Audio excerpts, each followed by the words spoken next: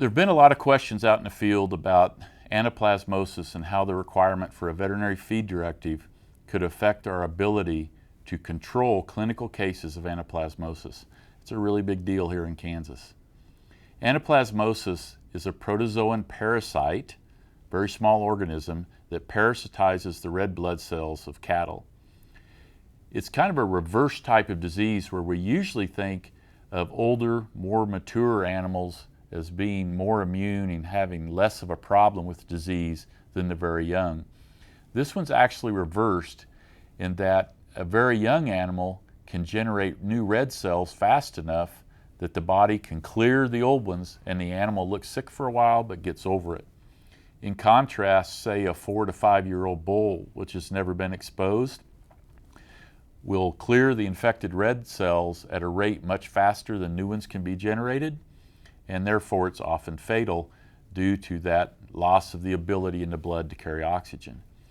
To counter that, in the vector season, which in Kansas is often from around late July to early August until about 30 days after a killing frost, during that season we have fed chlortetracycline in mineral or in feed.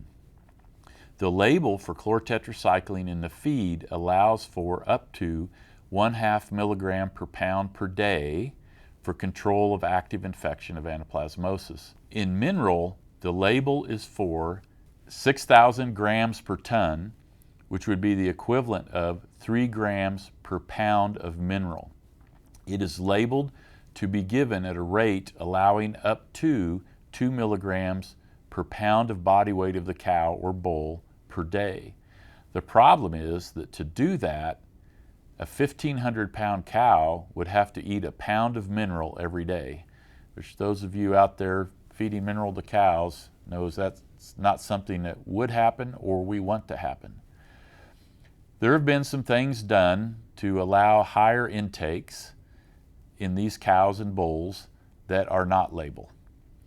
Therefore, they are illegal. They're illegal today before the new labels come out, and they will continue to be illegal afterwards.